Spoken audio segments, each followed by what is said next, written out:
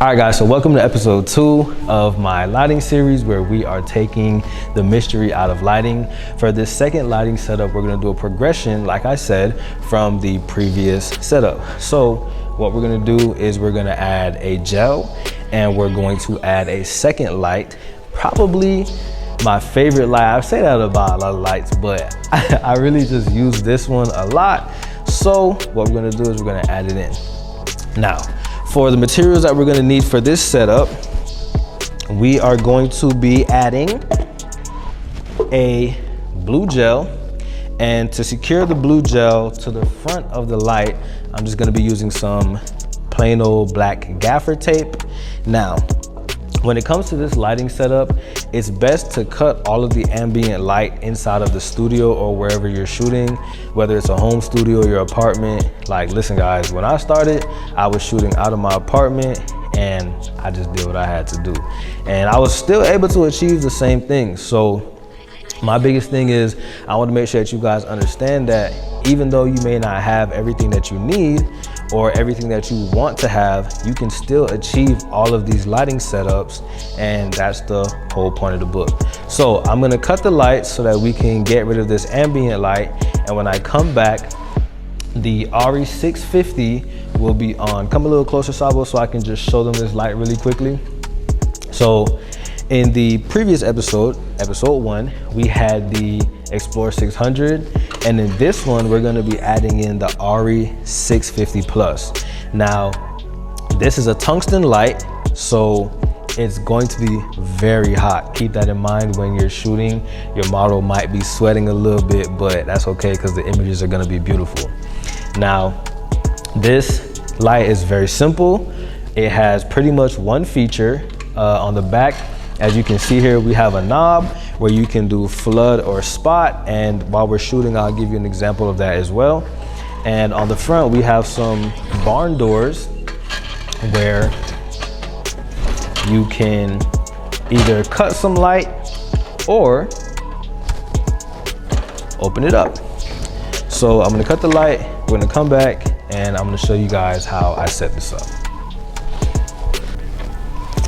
All right, so what I'm gonna do next is I'm going to refer to my book, and I'm just gonna go ahead and place the lights, and then I'll put my gel on and we'll continue.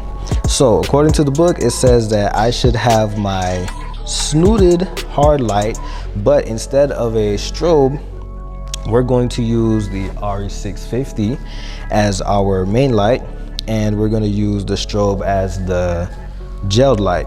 So I'm gonna place this light a little bit off to the right, and I'm gonna attach my gel with some strips of tape. Now, for this example, I decided to use a blue gel. And there's no particular way that you have to do this, guys. Just make sure that you have it on there well so it doesn't come off.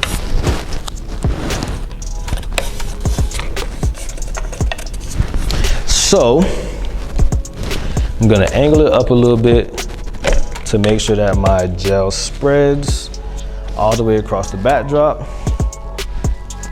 And the next thing I'm gonna do is grab the RE650 and I'm gonna make my adjustments to this.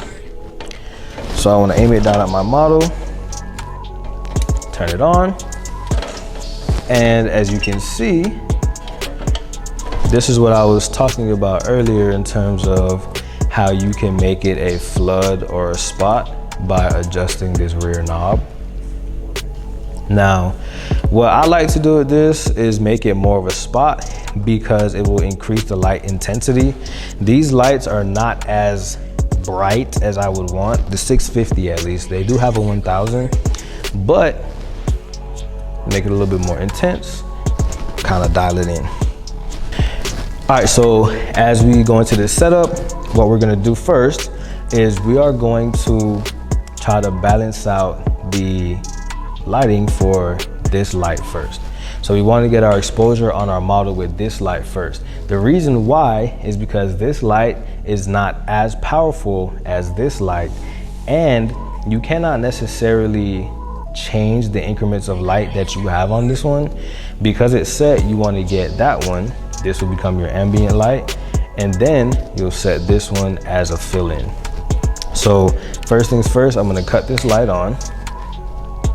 I'm going to make sure that it's shining on my model, right?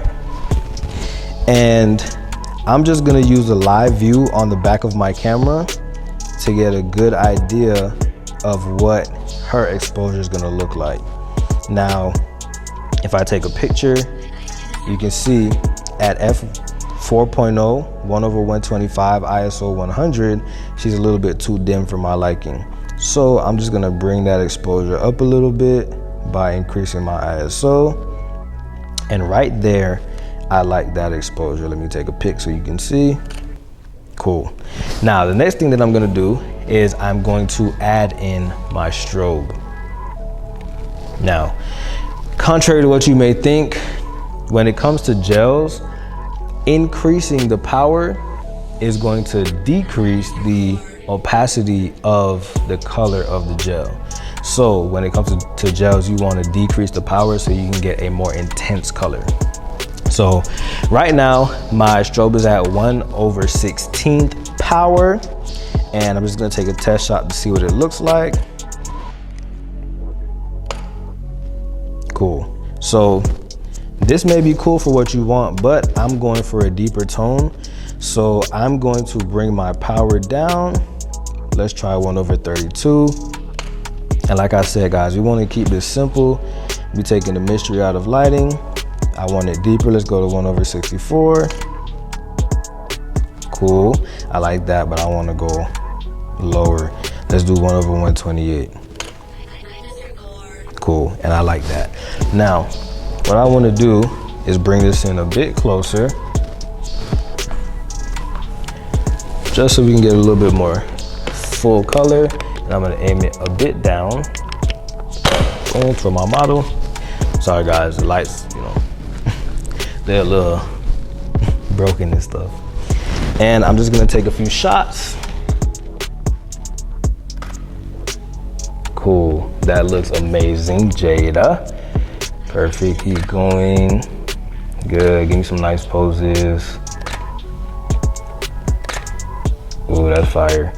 Maybe give me one sitting on the butt. Sitting on it? Yep. Like this? Yep, to the side though. Oh, like this? Yeah. There you go. Perfect. 1, 2, 3. Good. Good. Hold that. Look over at the camera. 1, 2, 3. Fire. 1, 2, 3. Good. And as you can see, it gives a beautiful gradient to the image. It just gives that nice pop, and it separates your work from other photographers. Now, in the lighting book, it does say to use 2 strobes, which you can do. You would do the same exact process. However, with 2 strobes, you have the ability to change the intensity on this light. So what I like to preach, guys, is that it doesn't matter what source of light you're using. It doesn't matter how much it costs. It doesn't matter the brand. Light is light. You use all available sources of light, and you just keep going from there. So if you guys like this video, like, comment, share, subscribe, and I will see you guys in part 3 of the lighting series, where we're taking the mystery out of lighting.